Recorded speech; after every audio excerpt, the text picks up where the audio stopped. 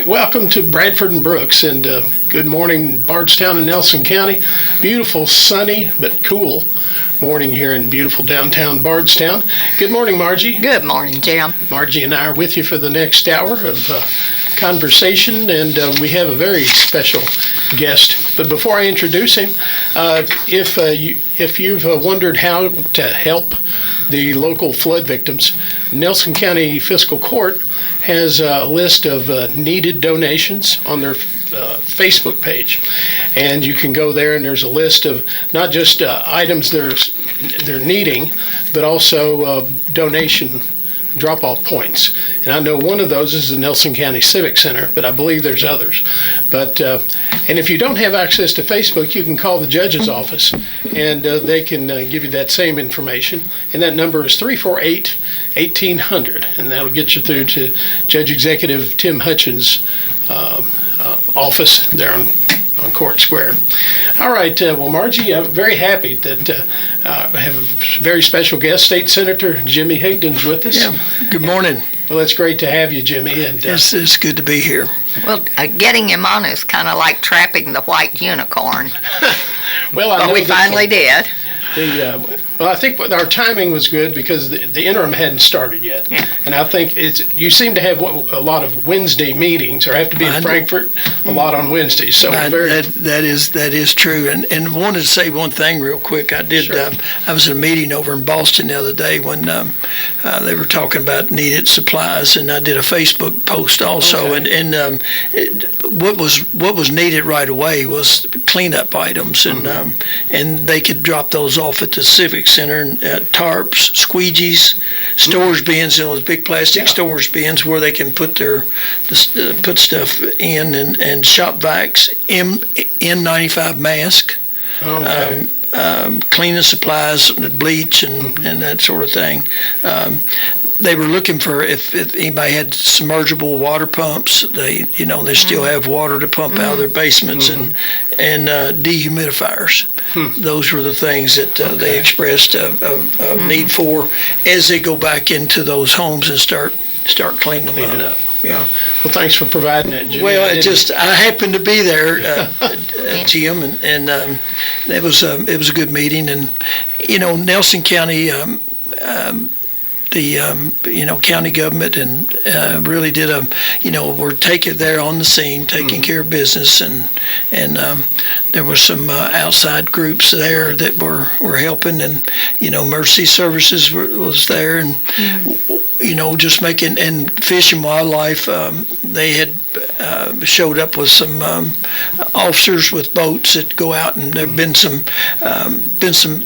they'd spotted some people out in boats kind of, going around, and they were concerned that might be somebody up to no good. And so Fish and Wildlife patrolled for a while and took care of that situation. And so everybody, in something like this, you see people come together. And of course, I know in New Haven the same way, there was a lot of people helping Long Branch and Sherwood evacuate, and it's a good thing they did because the water got there. Judge Executive Tim Hutchins was actually at the city council meeting last night, and to express his appreciation for all the help that the city emergency responders helped, with the county government and the flood response. So, and he said, well, if you guys hadn't been there to help us too, it'd been a much tougher job. So, it's really. It's good to see how our community, as much as we've grown over the years, we still come together to help our neighbors. And it's good to see, and you can never thank our emergency service people enough, and paid and unpaid. A lot of volunteers, volunteers, and thank God for them. And like I said, we just can't say enough for them and the hours that they put in a crisis like this. Absolutely. Well, Jimmy, switch gears here to the legislative session. It was a short one. it amazes me how much work gets done even in a short session. A lot of bills get heard, and I'm sure there's probably a bunch that either never got out of committee, but that's kind of the nature of the beast, and some bills are heard and some are passed over. But there's some good legislation. I think I was a little concerned about watering down what I consider watering down the open records law, but the final version of that passed, I think was less objectionable, I think, to journalists than. Well, I don't know if you noticed or not, but I voted no on that. I'm not in favor of restricting our open records laws. I think sunlight is the best disinfectant you can have, and same way in government. You need transparency, and so I was glad to be able to vote no. And back to the legislative process, we passed about 150 bills. That's probably 75 too many. And I would agree with that. The legislative process is designed to be a difficult process, and there was probably 1,400 bills filed. So just around 10%, which it's designed to be a slow process, and the House. They pass a lot of bills. They have a lot of members and a lot of interest. The Senate's job is to try to slow things down. And we did try to slow things down this time, but still ended up with 150 bills that crossed the governor's desk and became law. Well, three things can happen. The governor can sign it, or he can lay on his desk and pass without his signature, or he veto it and come back for a veto override. So we saw all that play out this time. Now, I think in one of your columns during the session, you mentioned some legislation to I think, and correct me if I'm wrong, to allow like religious groups or nonprofits to use their property for housing. Yeah. And I thought that was a really innovative approach.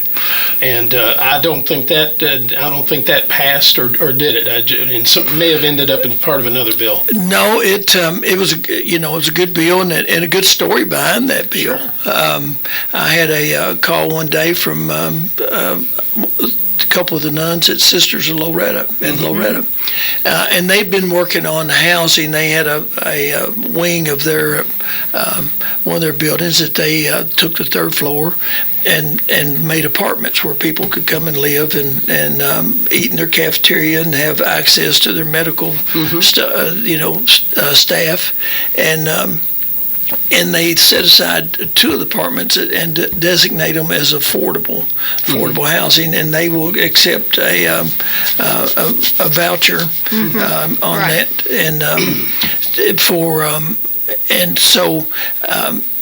anyway, they were real proud of that and wanted to show me that facility. But anyway, there was a bill introduced in the U.S. Senate last year by a congressman from Ohio, or a senator from Ohio, that said, basically said that a church could build on their grounds affordable housing, and it could bypass local zoning laws. But they still had to comply with building regulations, and it had to be approved by the governing body, whatever the governing body. Right. Like in Nelson, if you were out in the county here, it'd be Nelson County. If you were in the city, it'd be the city council. But the governing body had to approve it, so there was oversight. But we get caught up. There's a lot of, and of course, in Nelson County, the zoning laws here are probably tougher than most any county in Kentucky. So we understand that, and so it allowed you to circumvent those, and also there were several states that California passed it. I think Virginia had passed it.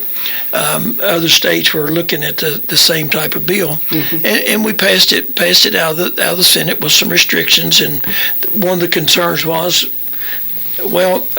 maybe a religious organization would buy a piece of prime land and develop that, and so I had in there. They had to have owned the property prior to January 1 of this year. So that kind of nobody knew I was going to file that bill on January 1. So it was so that took that off the table. And there were some other changes. So that didn't get passed. It got over to the House. It passed out of committee, but there was a lot of concerns about it, especially in Jefferson County, and I think they put in committee. There was a committee substitute or amendment, and they changed it. They limited to 25 units, so I think they got down to a final compromise where they limited to 12 units. And but it's still a lot of concern, and that bill will be back.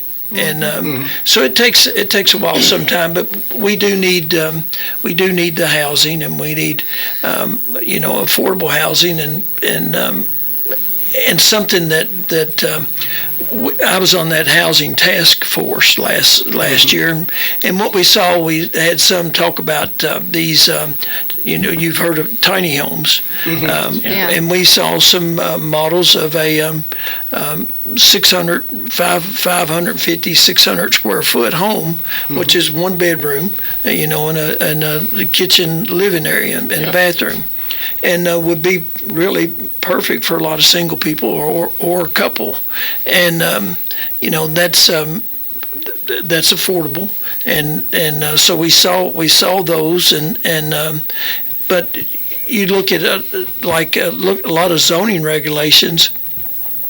They say that the minimum size of an apartment would be 1,000 square feet. So this law would allow you to get around that and build a 550 or 600 square foot unit, and again would be affordable, and that's what we need.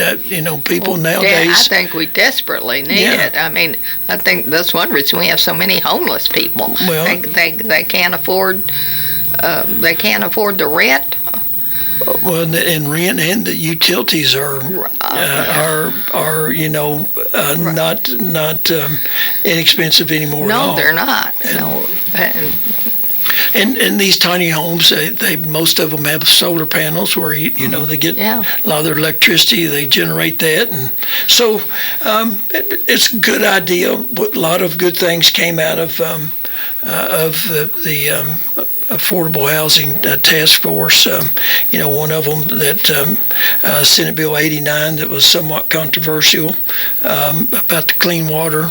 That was one of the biggest complaints that we got from during the affordable housing is the difficulty that contractors and developers have in developing the land. The undue restrictions that are put on them.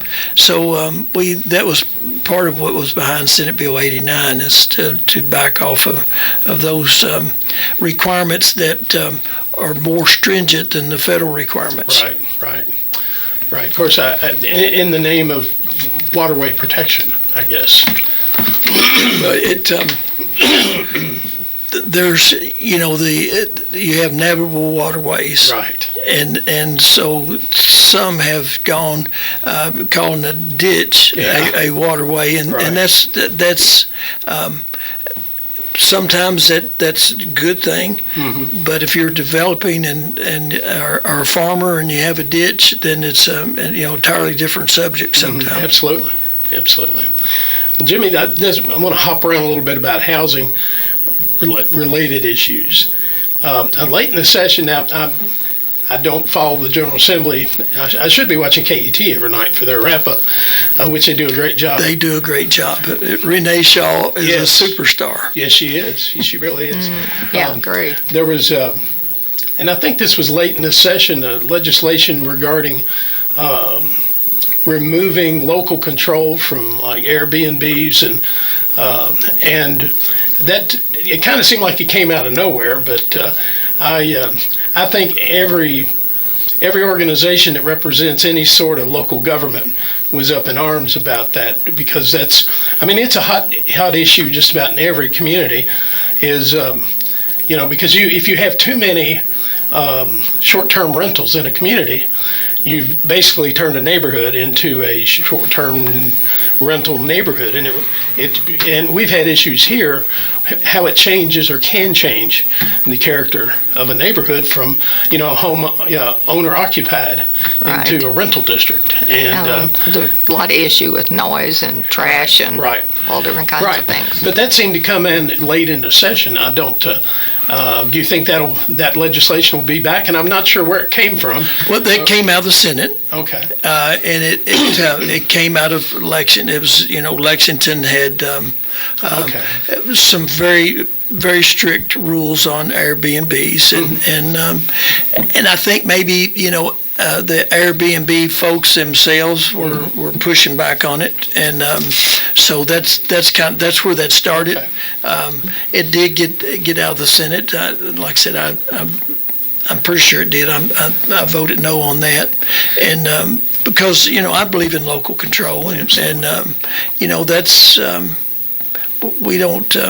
You don't want to take that away completely. It'd be the Wild West, and there are issues that come up with when you're renting your home, which you should have the right to do. But if you don't have any parking or there's just a lot of things that go into that, and so it's important to have local control, and so that bill died, and. Will it be back? Probably. We'll probably see it again. We had another bill that involved local governments that they wanted a lot of folks that pay occupational tax would like to pay it to one entity instead of, every city if you're a contractor, every city you work in, and so that was on paper that's a good idea, but there's a lot of distrust among localities about if it goes to the central point, am I going to get my money, and how do I know who paid and who didn't, and so that bill died also, and again that was taking away local control. Interesting you mentioned that. I'm working on trying to get our taxes done, and my wife works at Sandsbury Care Center, but she does telehealth in like 4 other states, and so she's paid occupational tax. I don't know. It actually the online tax software I have, it has you can add localities where taxes. I ran out of boxes for my wife. Now of course she's not working full time any of these locations, and she's paying $15-$20 to the local community. But I couldn't record them all because the software ran out after like 10. So, but anyway, I can see where that would. Well, I understand. Occupational tax is important to a community. I mean, you look at Bardstown, and how important. I mean, those funds are critical to support the community. But I certainly understand a contractor who's got to pay taxes in all these different. Well, you've had that experience. Yes. It'd be nice to pay it to one entity. Yeah, but I can also understand why there'd be a lot of distrust over who paid and how much am I going to get my full share. So anyway, it's kind of a two-edged sword, but certainly I support the occupational taxes, but that's a sticky wicket to try to unwind, I think. And I think you have an insurance tax in Nelson County and Bardstown, and that's centralized. That money goes to the state and then back out to the community. So that apparently works okay, but there was concern over it's I think a much bigger issue when you start talking about the occupational tax because so many localities and different entities involved. Yeah, you don't realize how many you've got cities and counties with their separate taxes, and anyway. But I know she paid it, but none of it was tremendous, but it was just this is her first year of doing telehealth, and she said, I guess I'm paying a tax to all these places I'm calling. I said, you probably are, but now I found out exactly how many. But now you know. Now I know. Well, Senator, you passed a pretty big bill that you were working on. on modernizing vehicle registration. You care to talk to us about that? Yeah, it's we've been trying to over the last several years, and I don't know if you heard any of the stir about Cavis. We used to have Avis, and then now it's Cavis, right. And it upgraded that system. And we've been talking about Cavis since I was in the House of Representatives, and that's been a long time ago. And we've had several contractors that came in and tried to do it, and they threw up their hands and said, we can't do it. And so anyway, we finally got it done, and they flipped the switch on it. And I think they learned something from that. Don't take the whole state active on something. Get you a couple counties to get you a big county. Yeah. Do it in Jefferson County and a couple smaller counties. It was a nightmare for county clerks, mm-hmm. and people in the auto dealers, right. And these we have a lot of salvage vehicles. Kentucky is one of the few states that allow for salvage vehicles to be repurposed, right. And so those titles take special attention, and we had. In the past, the county clerk had a lot of leeway if there was it said it had a tax due and it was a no tax, they could eliminate it without them send them to the PVA. They could mm-hmm. take care of it, and so when they did Cavis, there was no if an old tax thing came up, it could be somebody owned the car 10 years ago owed $1 and you couldn't transfer it. And so it was a nightmare for probably about at least a month, mm-hmm. and then 2 months was bad, 3 months was start getting a little better. So we finally got through it, and now it's running fairly smooth. So one of the biggest things about Cavis was to have instant verification whether or not a vehicle has insurance, mm-hmm. And so there was, and this was a cleanup bill to try to help with some of those issues that they mm-hmm. found when they did Cavis, but it's in the law that it had to be done a certain way, so we changed that. And another thing that they were working on is electronic titles. Mm-hmm. We're not ready for that, so we took that back out of the bill because that was supposed to be implemented fairly soon. Mm-hmm. But we did leave in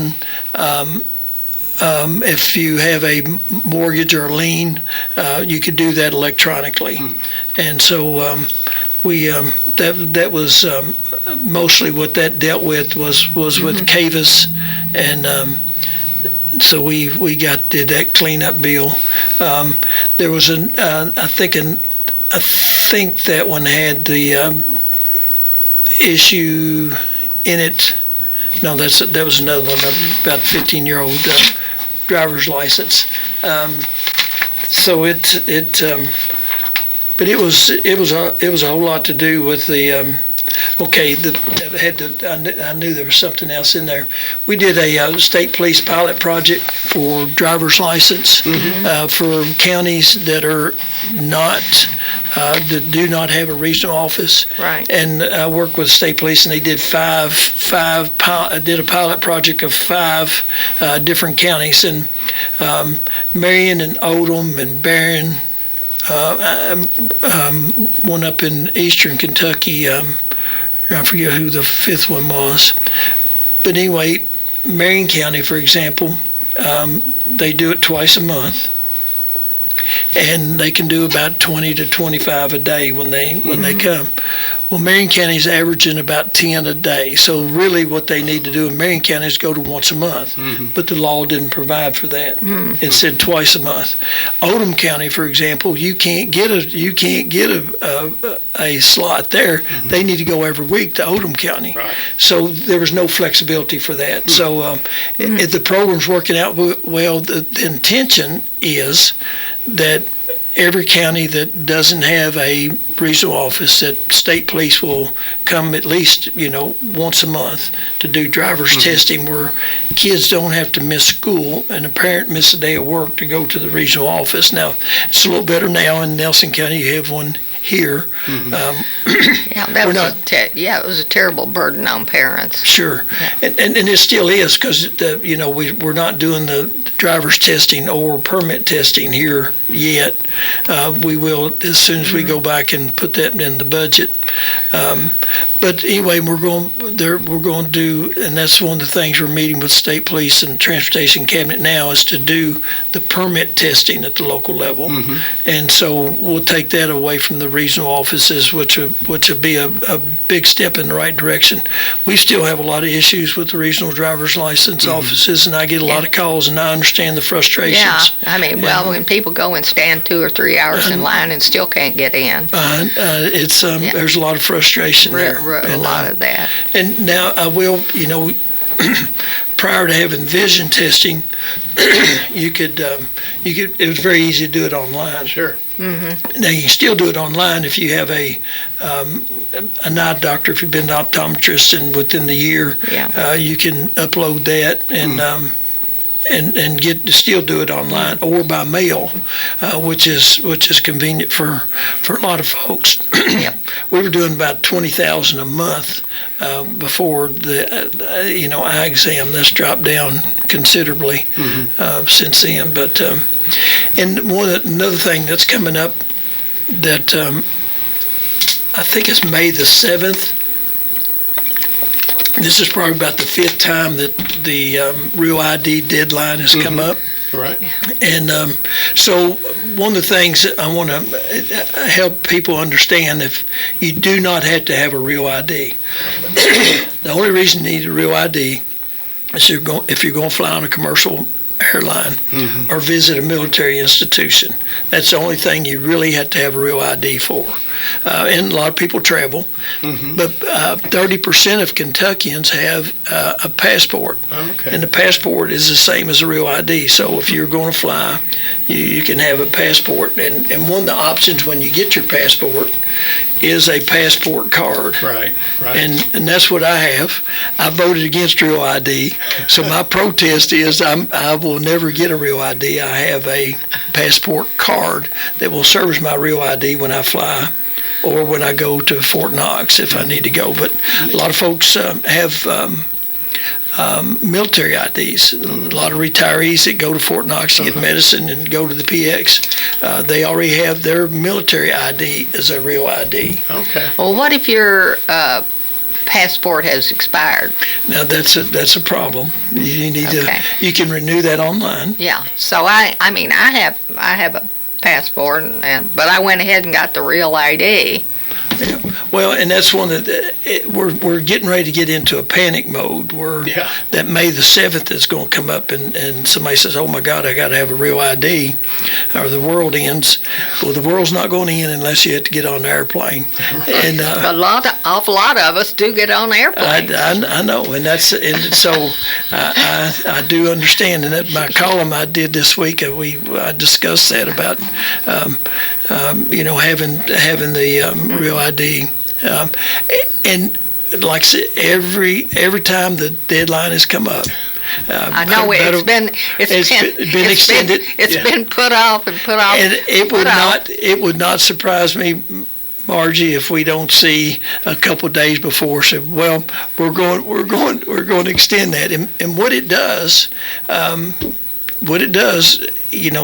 there's panic when people see that deadline coming. So states have become more and more and more Real ID compliant as we've gone forth because of these deadlines that they've put in place. So I don't know that it'll ever be.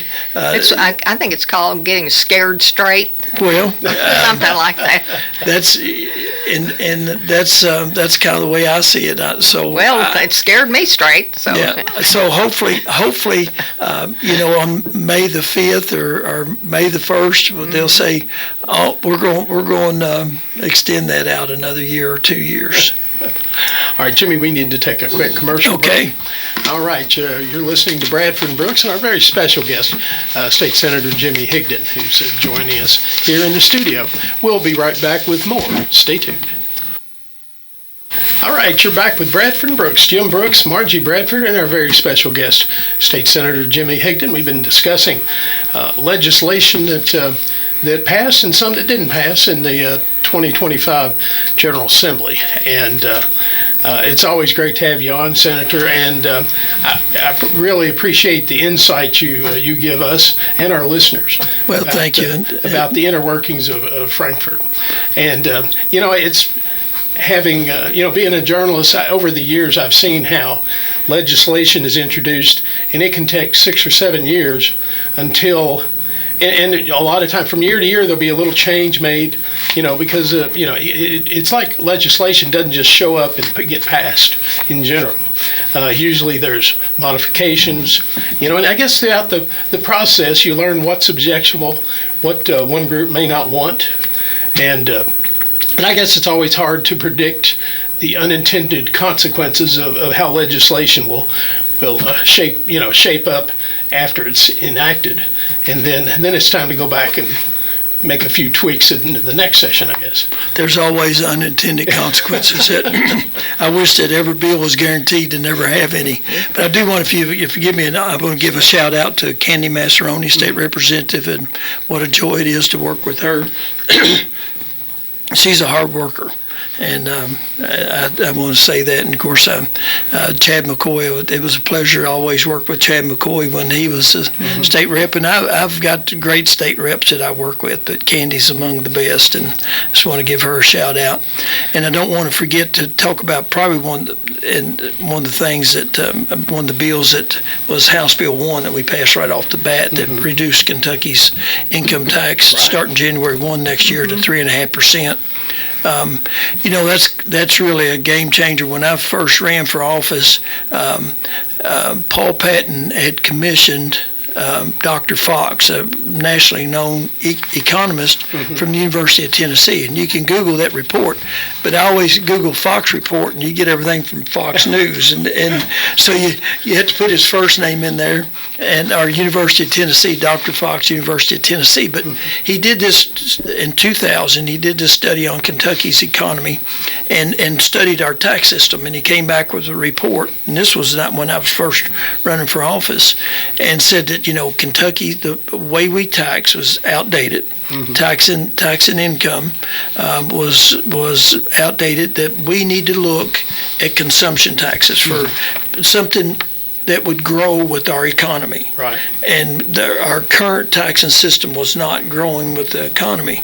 And so that's what he recommended, was consumption taxes and lowering of the income tax. And it's taken a long time to get there. You hear talk of getting to zero. I think we can get to 3% and with no changes, with our economy growing, and Kentucky is growing. You hear, the governor, all these new industries that are coming in, and part of that's as a result of legislation we passed years ago, right to work, but anyway, people are coming to Kentucky. Our economy is growing. I can see us getting to 3% without any major changes, but to get below 3% or get to zero, we got to look at two things that I don't think we'll ever tax: food and medicine. Tennessee taxes both of those, right. And I don't think we'll do that. Tennessee also has a 7. We'd have to raise our sales tax above the 6%. I don't see us doing that. So there's going to be some growing pains if we go below 3%, but I see us getting to 3%, and I think that makes us competitive with Indiana. Tennessee still gets a lot of the things that we'd like to have, but I just don't know that we're going to be able to compete with them in the foreseeable future and getting to zero. Now in Tennessee, aren't municipalities, local communities can add 2 3/4%. Okay, to the state sales. Yeah, so you go to Gatlinburg, you're paying 9 3/4% tax. You're fueling their economy. Okay, well, I don't know. There's been some interest in in Kentucky of letting communities, I think, have their own. And I think like there's a special they have taxing districts like the Yum Center to help, I guess, pay the mortgage, But I don't know if that is any interest you think in the General Assembly of following that model in Tennessee. We've had it would take a constitutional amendment. Our Constitution says that taxation is done at the state level, and the local governments were given no authority to tax other than occupational tax and insurance tax, a couple things of that nature. So it would take a constitutional amendment, and that's been up a couple of times. You have communities like Jefferson County that a lot of people come in. They're very supportive of it. They'd like to have that. Then you turn around to Spencer County, who spends their money in Jefferson County because there's a lot of folks from Spencer go to Jefferson to do a lot of things, and they're adamantly opposed. So anytime you talk about taxation, and it's been Oklahoma City. I've not been to Oklahoma City, but I understand that they did some sort of tax to, they'd have a project and they'd add a tax to pay for that project. When the project was done, they would take the tax off. But basically what's happened, when one project's done, they start another one, so the tax has never gone off. Right. So it's a heavy lift to do that. There's it's brought up every year. The Chamber of Commerce, State Chamber of Commerce, always supports it. But it's kind of like if you don't mind, I'll talk about the gas tax. Sure. A little bit, since that's something that I'm intimately involved with, and nobody likes a tax. Right. But our gas tax today is the same as it was in 2012. Now, a load of blacktop costs a whole lot more now than it did, and so we're not generating the money we need to keep our rural roads blacktop. We've got roads. We used to blacktop roads every 10 to 12 years. We've got roads in the system that have been blacktop for 20 years, and the reason is that our gas tax just isn't generating the money. In fact, July the 1st, we anticipate that the gas tax will go down again. It'll go from 27.5 back down to 26 cents. And each penny's worth $30 million. So that's about $45 million we're going to lose out of the road fund.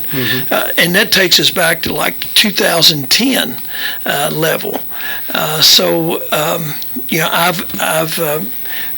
advocated to change the formula. Our formula is not working. It's based on the wholesale price of gas. Right. And in America, our economy is based on cheap energy and cheap food. Now that they're not exactly cheap anymore, but they're, gasoline is it's down there, and you have to go back many years to find that it stayed below $3 for a long period of time. But I guess you can go back 2010 because it's the same formula, same gas tax. And we've got so much more traffic now, and it's just nonstop trucks, and those trucks just do a beating on the roads, on the highways. Now we got miles traveled is up, it's way up, but consumption is it hasn't changed consumption because every year vehicles are more fuel efficient, right? And so miles driven up, consumption, and the gas tax is level. That's not something that's figured into the. It doesn't go into the formula. Right. Now, the formula I'd like to see us go to is the same one we did with electric cars. That every year there's an adjustment by CPI, limited to it couldn't go up more than 5% or down 5%. If you have an electric car, that's what you're already dealing with is that. The most the gas tax would ever go up in a year's time would be a penny. Most likely. So anyway, that's something that I can certainly justify. I can and right now after the flooding, our roads are going to be in horrible shape, and there's just not the money in the road fund to do all the. We're about $150 million a year behind in paving. And do you foresee that coming up in the next session? We talked about this session. It's just hard to get any traction. Until the and again, I've never had anybody call me and say raise my taxes, and I don't want to do that. But and I don't want to raise the gas tax. I just want to change the formula where it does. You do get a little bit more as inflation takes the cost of maintaining our roads. And somebody said, well, you're building all these new roads. Well, we're very blessed. We get $1 billion a year from the federal government. That goes strictly to construction of new roads. And then the other, we generate, our gas tax generates about $1.8 billion a year. And only about $300 million of that's left over to actually construct roads. And then half the gas tax, about $500 million goes to blacktop and back to the counties. It goes into a formula fifth. So it's complicated, but there's not enough money. There's just not enough money. Now, we did do some money this year to give county some extra money. Nelson County got $300,000 for county roads, strictly through fiscal court for county roads. But anyway, that's well, I having covered fiscal court for umpteen years, I know every year, usually somebody from the Department of Transportation will come and talk about funding and it's just every year there's not enough. Of course, asphalt prices. If you could get 2010 asphalt prices, you could get some work done. Yeah. But there's never enough money. And in fact, Judge Executive Tim Hutchins allocated a good deal of, I think it was the ARPA funds, to the county roads, which was a huge boost. Sure. Because every community has roads that haven't been blacktopped in way too long. And so it was a huge improvement to some of our county roads that have you have a list of needs, and a lot of times that same road is at the bottom of the list. Every time, yeah. We did, as noteworthy to say, we did put over $800 million of general fund dollars into the road fund last in the 24 budget. So we have tried to backfill, but more needs to be done. And I lobby every year. I lobbied last year for $150 million in each year for surfacing of rural roads and county roads. And if you drive on our roads, or those roads with 3 numbers and 4 numbers, they're the last ones to get paved, because that's kind of a priority. The ones with 2 numbers, 31, and now 150 is a priority.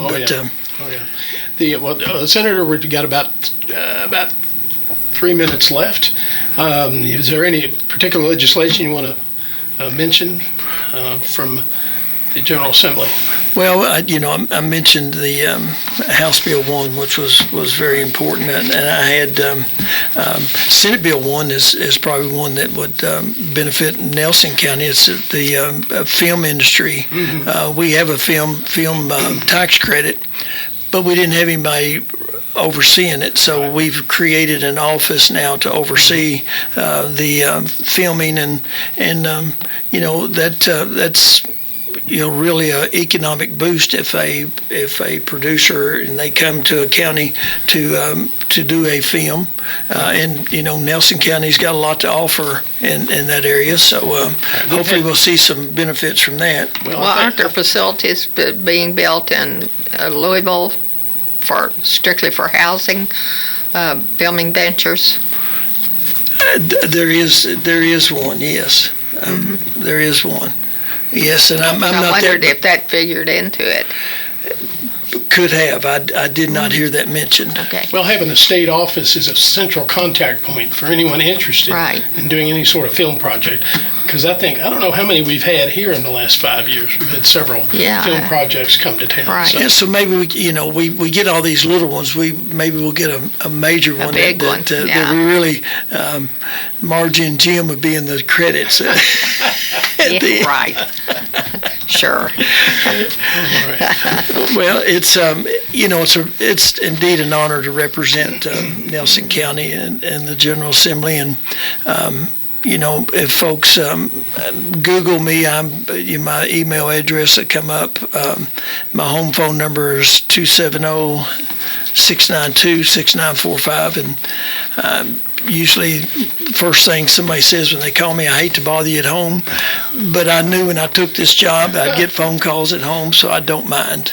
Well, Jimmy, I have to tell you that I appreciate how accessible you are in publishing your home, having the home phone number, because I know there's other legislators that you can reach them through through Frankfurt or their official email, and other than that, it's hard to actually have contact with them. So I appreciate your openness and willingness to. Well, I love what I do, and God gives us all a gift. Mine's helping people, and I get an opportunity every day to help someone. And constituent services is a big part of what we do. Mm-hmm. I have some great federal delegation, Robert Augustine, that I work with Senator Paul's office, and James Victory that I work with Congressman Guthrie, and also with Congressman Massey. Right.